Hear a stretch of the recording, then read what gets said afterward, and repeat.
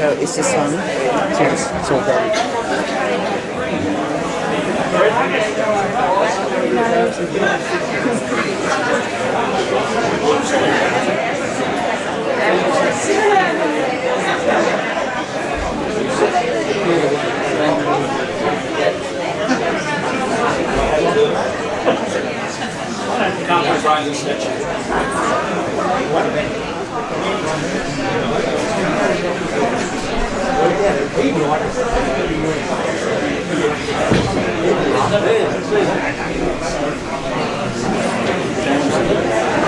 She's getting through them quite quickly. It's nice of them making an announcement, isn't it, doing it that way? Yeah.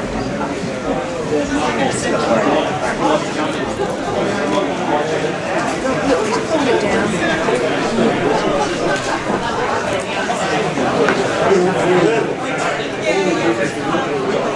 I'm going to have to say something. I've seen so many noses. Just got this one.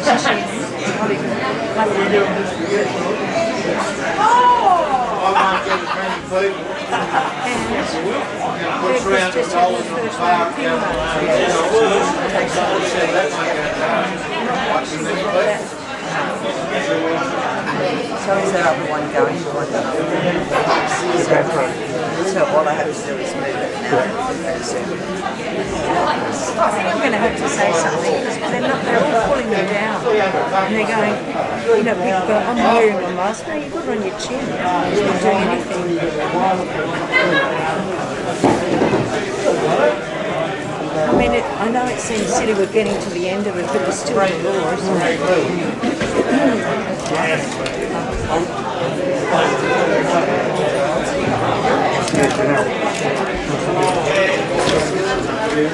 You've got your run sheet, if you need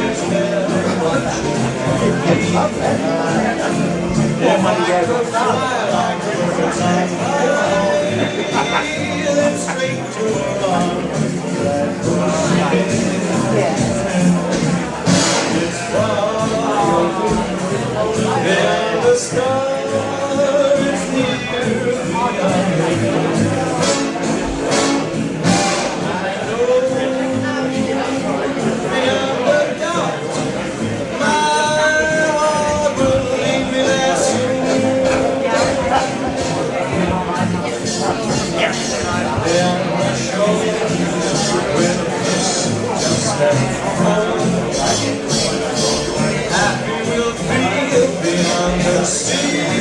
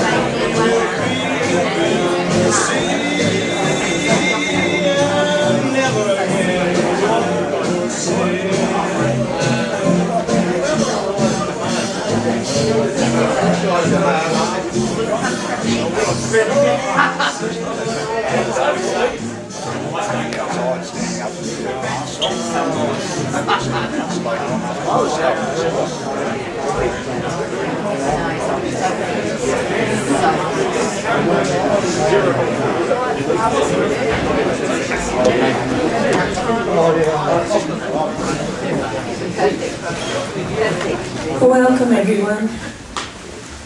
My name is Liz Taylor, and it is with sadness but also my privilege to be conducting this service for John and for you, his family and friends. A little bit of housekeeping, if I may. We're almost there, but unfortunately I do have to ask, if you have got a mask, if you could make sure you're covering both your nose and your mouth, wearing the mask. We need to wear the mask even though we're seated here. The rules are still eating and drinking is okay, to remove the mask, and presenting up here, the people that are going to be speaking, you can remove your mask then. And Chris has just told me that the club has announced that if you're outside, Chris, have I got this right? If you're outside having a drink, you can remove your mask and you can stand. So you can do the old Parleen again. Yeah. Oh, you might have to move away from the bar, mightn't you? Also, if I may ask, could you kindly check that you've silenced your phones and also your watches and devices, just to make sure they're silent during the formalities. And I shall say thank you all for being here today, both here in the club and those who are watching via our live stream service. Your presence and your support is greatly appreciated.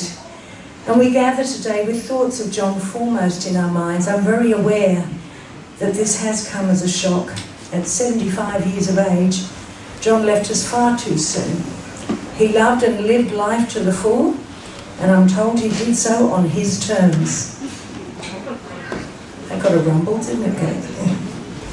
He's survived by his two children, Rebecca and Chris, his two grandchildren, Charlie and Henry, his brother Bill, sister-in-law Mim, and his two nieces Penny and Liz.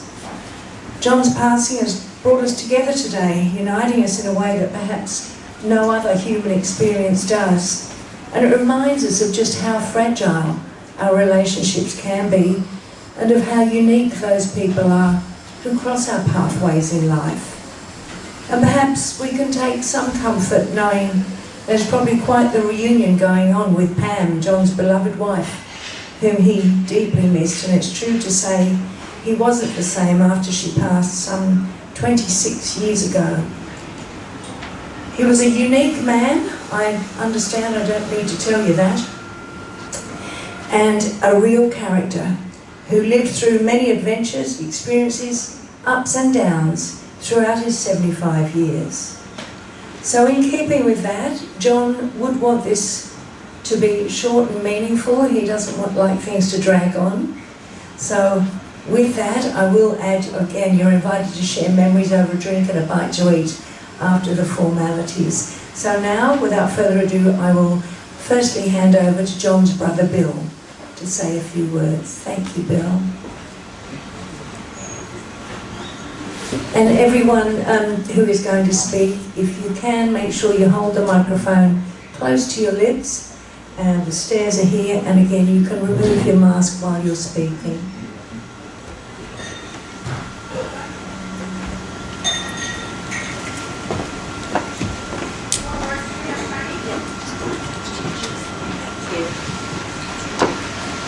Last Monday, I sat down to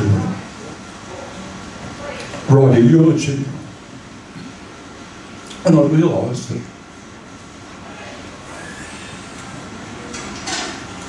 it wasn't what he did, how he did things, it's who he was. I've seen lots of death, parents and other people, and this has affected me much more deeply than I thought it would. It's going to be very, very much missed, so thank you all very much. Yes, you're welcome.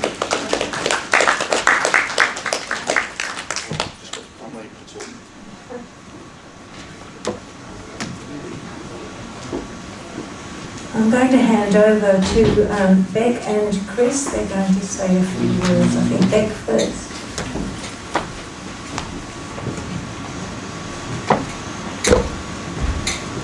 Alright, where do you start with a man like Alldritt? I've read this thing numerous times now and unable to sleep thinking about all the things I would like to say and all the things I can't say because I'm a polite lady and I don't swear.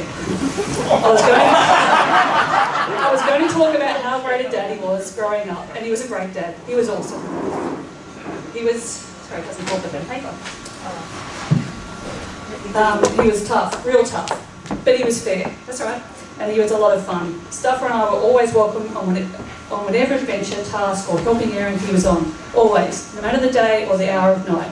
He was a fantastic dad. But things changed, he changed, and life changed him. Our relationship wasn't perfect, and Stuffer's father wasn't a perfect man, or a perfect father. But he was the perfect father for us, and he did parenting his way. Alright, enough emotional bullshit about Alldritt. Let's go on to the stories about the old goat. I bet everyone here has been told at least once that you've been doing something wrong by him. I mean, he was an expert on everything. When his first grandson, Charlie, was born, he came to the hospital bringing with him his mum, the old tart. He was so proud holding Charlie for the first time, and you'll see in one of the photos later the tears running off his giant Alldritt nose as he looks down at Charlie in wonder. So anyway, one day when he visited, I was really struggling to feed Charlie, and I was an emotional mess. Poor little Charlie was crying in hunger. So what does Alldritt do? Well, he does what he did best. He marches out to the nurses' station and tells them in a very quiet, deaf voice that he knows better, that he has spent months and months in hospitals, and that he knows what to do. He knows how to breastfeed, and what they should be doing to help me. Yep, they were doing it wrong. For fuck's sake, breastfeeding. Honestly, no word of a lie, he told the bloody nurses how to teach me how to breastfeed a child. Alldritt was proud of both his grandsons, and he cried when I told him that Henry's middle name was Christopher after his favourite child. Well, a proven 60% favourite anyway. He said Pam would have loved that name, and she would have. He was a unique man, and he was a unique dad, and Chris and I were lucky to have him. He had a tough but fabulous life, and he lived it the opposite way anyone told him to live it. Always his way. For Stuffer and I, his passing comes as a form of comfort, as I'm sure it does for all those that knew the old Alldritt, the one with Pam and the one before his brain injury. We're all finally able to say goodbye to the man he was, the father he was, the friend he was, and we're able to let him rest, knowing that he is back with his beloved Pam, our mum, that he so greatly missed for 26 years. So let's not be sad. Today let's raise a glass to him, to them, and cheers to their reunion they finally have. In the words of the silly old prick himself, he is having the time of his life, so let's do the same, because you know what he would say if we didn't. You're doing it wrong.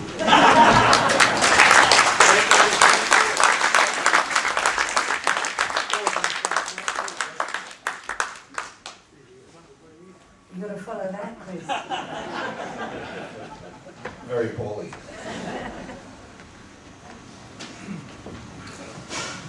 In the last few days, I've been trying to think of what to say here, the best way to describe Dad. The only word that came to mind was stubborn. But his willingness to help anyone in need and give them advice whether they need it or not. He would give you the shirt off his back, the last dollar in his pocket, even if you just met him for the first time. He would assist the water police on many occasions, and was a local character who gained a reputation in pit water. To describe him properly, it needs to be done in two stages. Early life, as a husband, father, and these are the times I want to remember. Then there was once when his wife Pam, our mother, passed away in December '95. I think part of him gave up on life that day, and he was never the same. A drunken fall in the car park at Palm Beach Wharf in 2001 ended with 3 months in hospital, 2 of which in a coma. His stubbornness kicked in, and he was soon up and about telling the doctors and nurses how to do their job properly. I'll never forget him saying, "You're doing it wrong," to anyone who was tying up their boat, and his uncanny ability to pick the worst possible weather to take a boat up or down the coast. He certainly lived life his way. May he now rest with Mum in peace.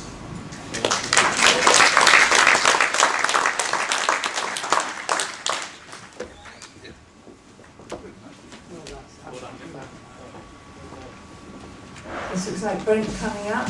Right on cue. Thank you, Brent. Thank you. For all of you that don't know me, I'm Brent Taylor from Scotland Island Way. Where do you start? Chris and Beth, you've lost a legend of a man. I met John late in his life, 10 years or so ago when I was diving, and we started working together. Once again, I was doing it wrong. But his encouragement and everything through life has been really good. He supported me with the business and buying the barge and lots of things. Anyway, I'm not much for speeches, but I've written a few things down. So I started with Johnny Pop's ships, all shit, you old fool. And I thought I'd start by saying what a mess you made, and it's way too early. He's actually meant to be working for me tomorrow, so it's quite an inconvenience being here today. So I met John late in his life, and we used to laugh and play that he was my illegitimate father. I'd ask him if he knew my mother Shauna or where he was in 1979. It's been a game. He's always been there for us, and like all of you, he's always there to help anyone, whether he knows you or not. He's a local legend. Well, where do I go? The fish markets. I don't know if anyone's ever been in a car with John, but it was one of the scariest things in life. I'm actually surprised he didn't become a statistic earlier. We used to do early morning runs out to the fish markets, and he used to try and break the record every time. Red lights, cyclists, nothing to stop him. I certainly know that the men at the fish markets are very sad to hear of his loss. When I spoke to him the other day, he'd be out there buying them all a coffee and saying g'day at 4:30, basically telling them what to do. Just a memory of John recently and how stubborn he was. We were pushing the barge down the bay to Roland Reserve, and we're in the channel going past Royal Prince Alfred Yacht Club. I asked John several times to order the course to port, in which he told me I'd been driving barges for 40 years and I didn't need to tell him what to do. After several more attempts, I started swearing and using the F word, and we ordered course to starboard at my command, just missing the starboard mark by a few inches. We very nearly owned the marker that day. Anyway, we're all doing it wrong. We're going to miss him, and he really can't be replaced out here on the bay. But the way he's helped each of the people in the different industries in the area is going to be a big hole and a big loss. Whether he's towing people up and down, or running fuel, or ladies to boats and buying prawns. Anyway, he was just such an everyday legend here on the bay, and the bay will never be the same. Anyway, cheers, Johnny. One more thing, sorry. When John and I used to argue, the secret word was Pan. And if you ever mentioned Pan, it put him in a different place. He'd become the mellow old fool instead of the angry old fool. So, anyway, thank you all.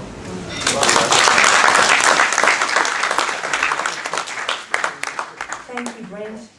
Ollie and Friendly, are you ready? Please come up.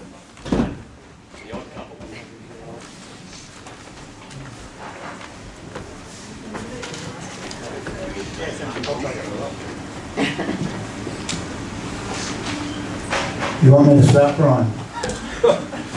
Well, Ollie would have done that anyway, won't Yeah, well, all she taught me a few things like that to take over. Brian, before we start this, continue with the rest of the celebration of John's life, there's a few things we've got to clear up. Well, he was a very naughty boy here in the club some time ago. Like you all were, we're all very naughty in this club. And he was banned. And I just wondered whether he should be in here at the moment. What do you think? Bit hard to ask him to leave now.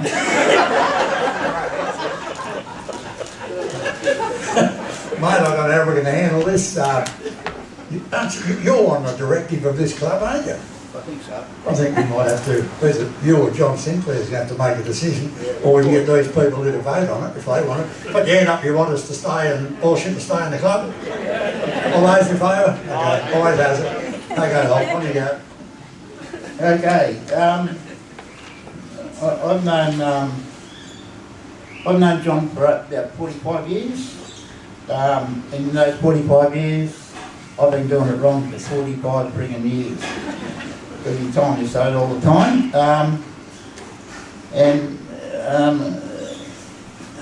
Gee, right.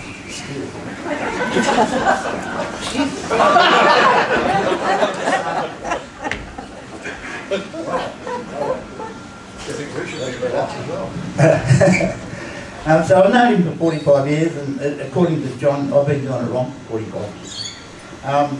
But as Brendan's about to say, he had a heart of gold in Brian's speech there. Had a heart of gold, and he'd help anyone who was in trouble on the bay, anywhere.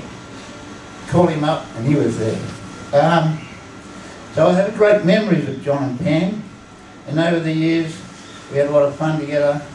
And I found he was a very, very knowledgeable man. He could fix seeds, outboard motors. He grabbed me one day and took me out of the basin, and he went up the bush with an axe and machete, and he stripped a tree of bark. And I said, what are you going to do with this, all ships?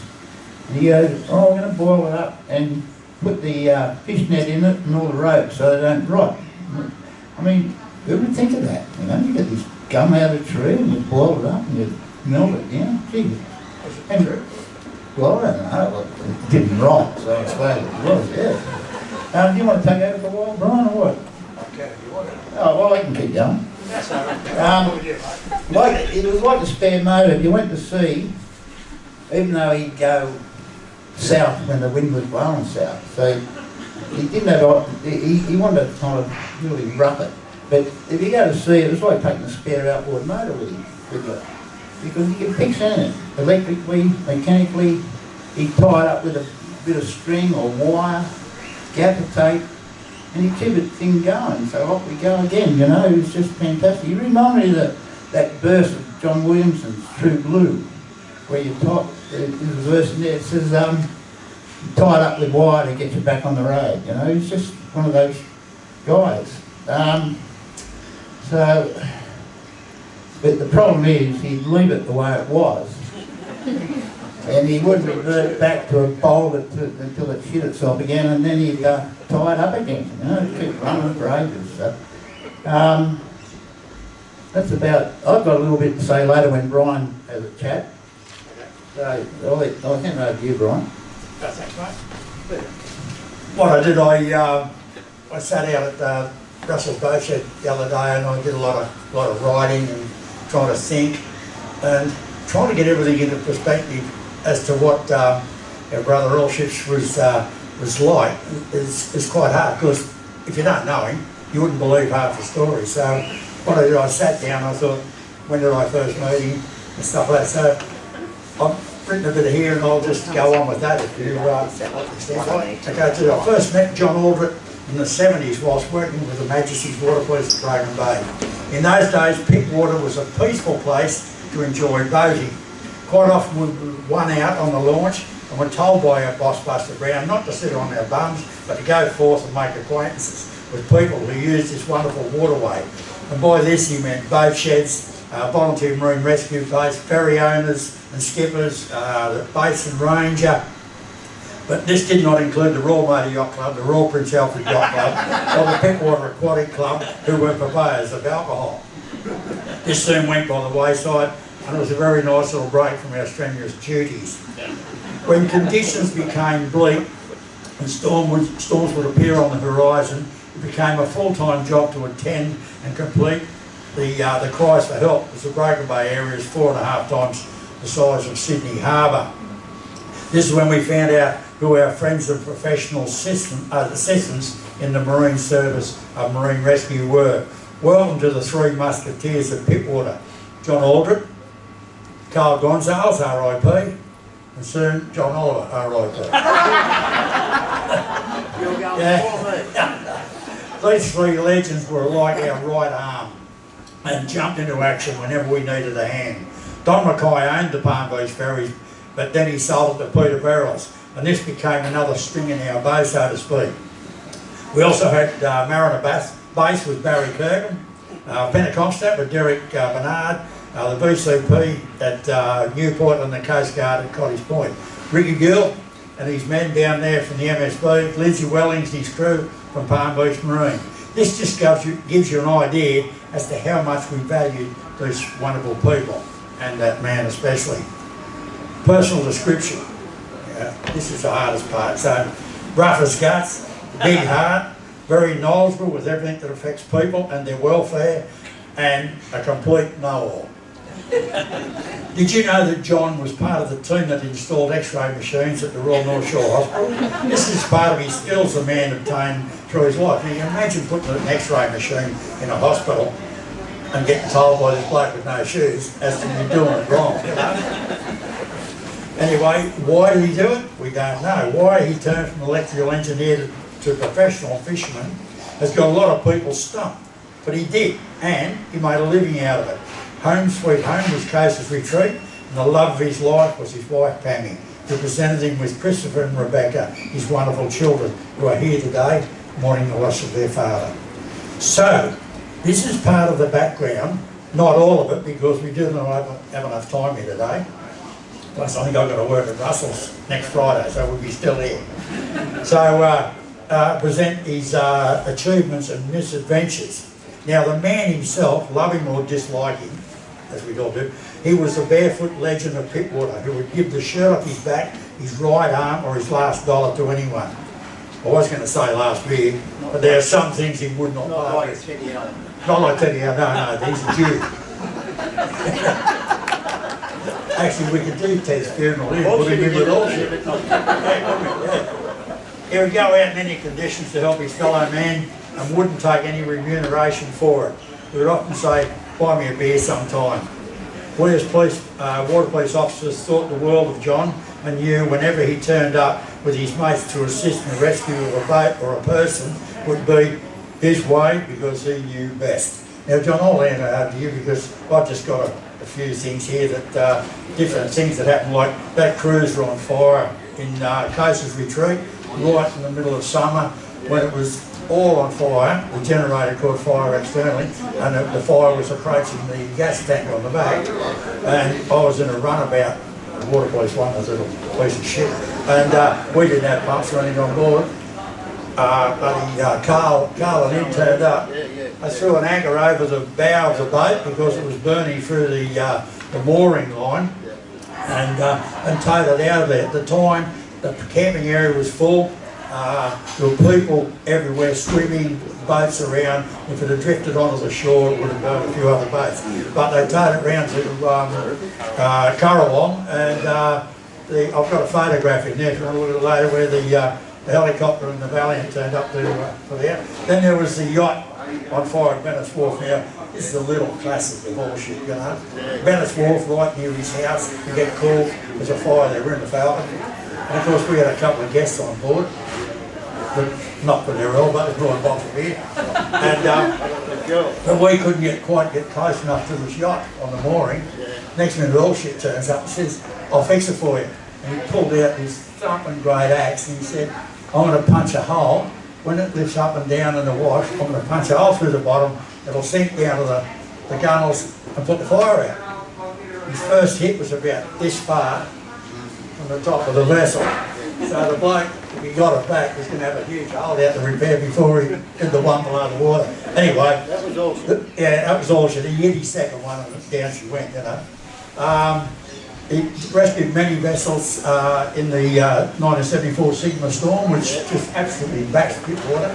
You were involved with all those and that. Many a time he'd swear he was a copper because he was on board one of our police boats. Ollie, you could help me with this one. This is the Yogi Bear singing. Yeah, you remember that? Yeah. Yeah, one night John called me up about 8 o'clock, I guess. And he said, Cole hasn't come back from fishing. And he said he normally does a shot just out near the Birch Grove Park, but Cole had a boat that was more a prawn boat, not really a fish trawler.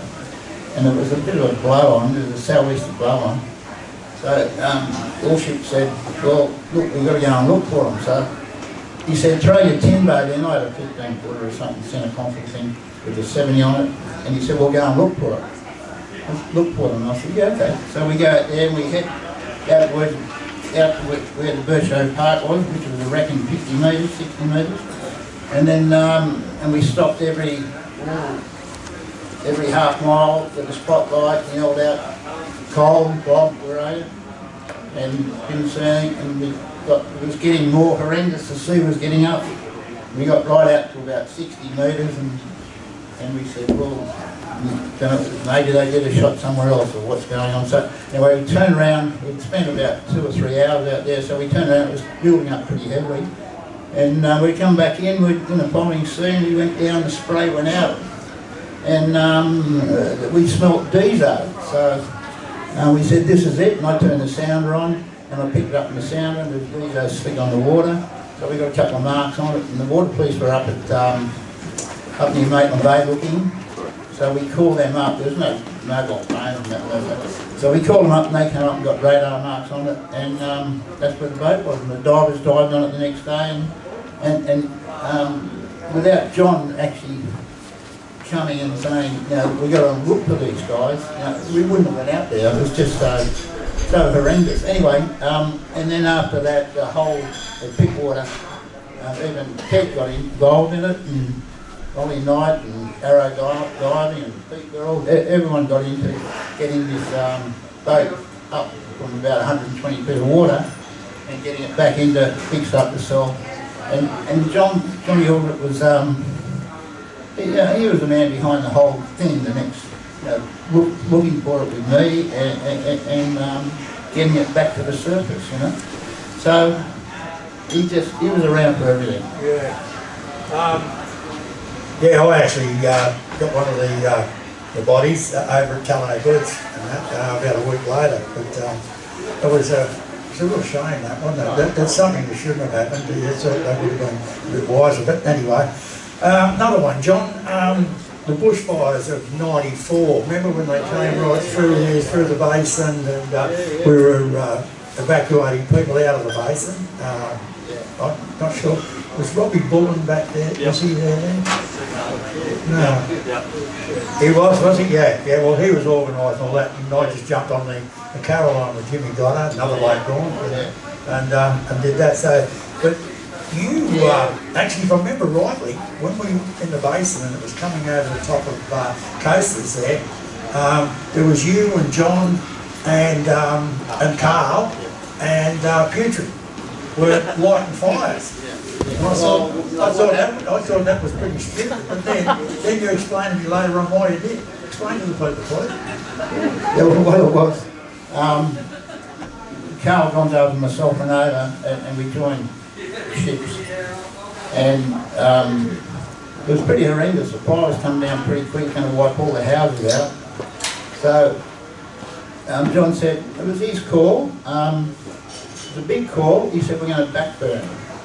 So you and Carl racing on the light fires from behind the houses. And I said, wow, that's a big call, ships. And he went, yeah, we're going to do it. Is there any way to stop it? So I got behind the first house, and they had the hoses on the bush, behind the house. There's fire is there, they were wetting it down. And I'd given up smoking, so I had no matches on me. So I went up to the fire, and anyone got a match on them? I thought I was pretty stupid. And then when I got the matches, I couldn't light the fire because everything was too wet. So I had to go further up the top of the bush and light the fire up the top. And anyway, cut a long story short, this guy here, he instigated the whole thing, and I tell you what, it was a big call, and we saved every house. Which, he was a guy that just, amazing guy. There's another thing too that probably a lot of people here don't know. John was actually designated as a deputy sheriff. You might know this. He was a deputy sheriff, and he was sworn in on a cruise ship going to Tasmania. Now, one of his close mates, I was one of the security blokes, and a good mate of ours from Scotland Island, Graham Botham, God rest his soul, was my offsider as far as security is concerned. But Bogues did his back in halfway down there, so we got all ships up, and the girls made a little star for him. Pete Burrell was on the trip, Ollie was on the trip and all that, and we made him, I signed him up as a deputy sheriff, so mate, he's got a bit of honours in him there too, hasn't he? Yeah. But if I remember rightly, I think he turned into a marshal. Oh yeah. Well, when we got to Melbourne, he manned the gangplank. He wouldn't let anybody on or off. Unbelievable, you know. And my sister was on. She lived in Melbourne. She came up for a drink in the back deck. Pete, you remember that? And then warships came up and he said, "Time to go. How'd you go?" We're halfway through our drinks and he had this marshal badge on by then. You know? Your dad, Becky and Chris, was one hell of a guy, I tell you. One hell of a guy.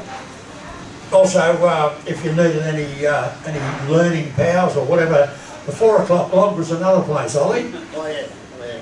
Oh, well, yeah. Well, 4 o'clock log, Robbie Bullen knows about over the basin there. He formulated that little club, and all the people used to meet there that owned boats and stuff, and the coppers as well, because you had to fix the straight up a bit with the grog.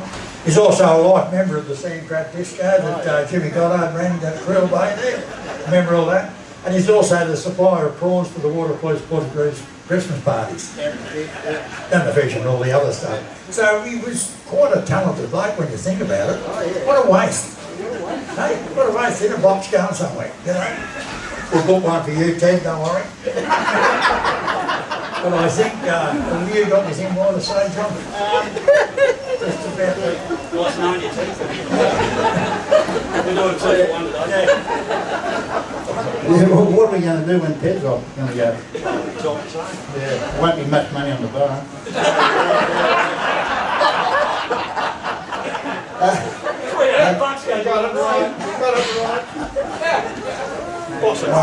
The other night on the ferry, I think, he said there wasn't many left, the whole time left. There was the ships and Pete Verrill, and he said, "They're all leaving us." And Pete turned around and said, "I'm not going any friggin' with you." That cracked me up, Pete. The last 10 years, I really haven't called him bullshit. I've called him John, or ships, or ships. Just warships, warships. So I felt that I named him Allship. Yeah, about 40 years ago. And the reason I called him Allships, it did rhyme with Alldritt, but there was things happening on the bay, like there'd be smoke come up around on Scotland Island, or there'd be something, helicopter landing somewhere. And I didn't know, you know, we didn't know what was going on, no mobile phones and that, but you see Allships walking down the wharf, and I'd say to Calvin, let me go and find out what's going on, because Johnny Alldritt's over there, and he knows all the shit that's going on in the bay. So from then on we called him Allship. And he accepted that name. I think he even signed it on his licence. And his will. Anyway, we're pretty close to finishing, aren't we? I'll just finish with, in the future years down the track, we're all going to think about him, talk about him, and really miss him. Because he's really left a touch of himself in all of us. And I personally really going to miss the guy. Thank you. Okay, thanks very much. Good luck, guys.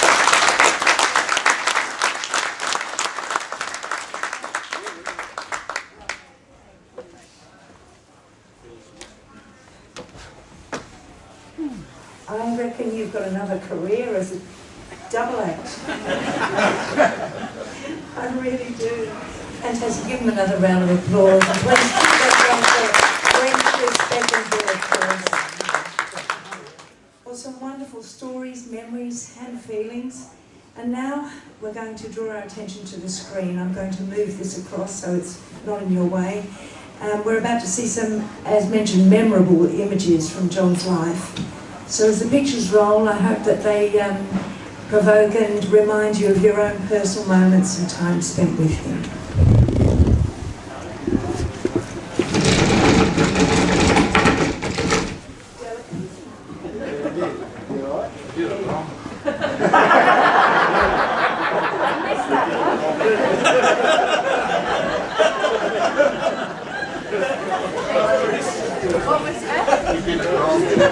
Oh, I did it wrong.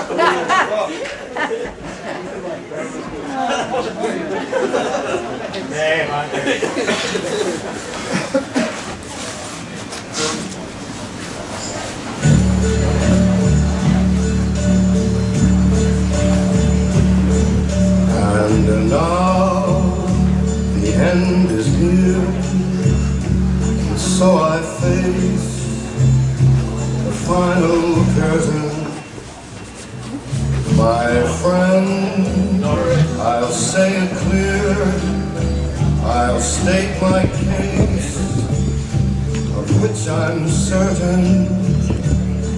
I've lived a life that's full. I traveled each and every highway, and more, much more than this. I did it my way. Regrets, I've had a few, but then again, too few to mention. I did what I had to do, saw it through without exemption. I planned each charted course, each careful step along the byway, and more, much more than this, I did it my way. Yes, there were times, I'm sure you knew, when I bit off more than I could chew.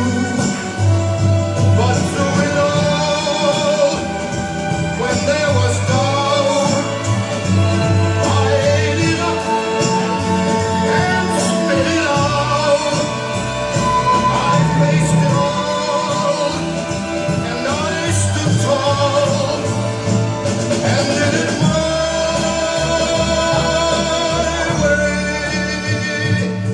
I've loved, I've laughed and cried, I've had my fill, my share of losing, and now, as tears subside, I find it all so amusing to think I did all that, and may I say, not in a shy way, oh no, not me. I did it my way. For what is a man? What has he got? If not himself, then he has not to say the things he truly feels, and not the words of one who kneels. The record shows I took the blows and did it my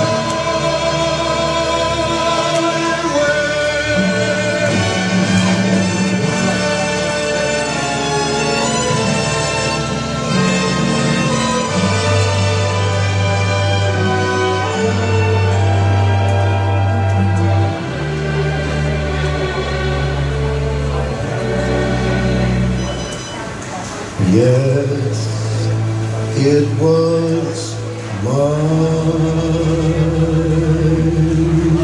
way.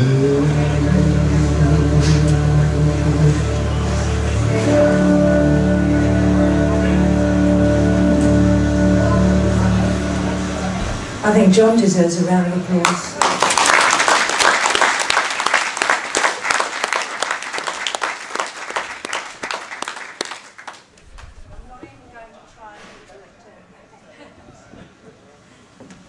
I will do it wrong again. I'd like to, before I say words of committal, I'd like to read a poem. And sometimes it's hard to find the right words or the right poem because John is obviously not sort of a Shakespearean traditional poem kind of person. And so occasionally I put pen to paper and write something myself. And this is called We Will Carry On. Today we came to say goodbye, pay our respects as in peace you lie. The hardships and the turmoil are now a distant past. The struggles that you lived through are over now, at last. So rest in peace, and so will we, knowing you are finally free. We won't forget, we will be strong, and from this day, we'll carry on.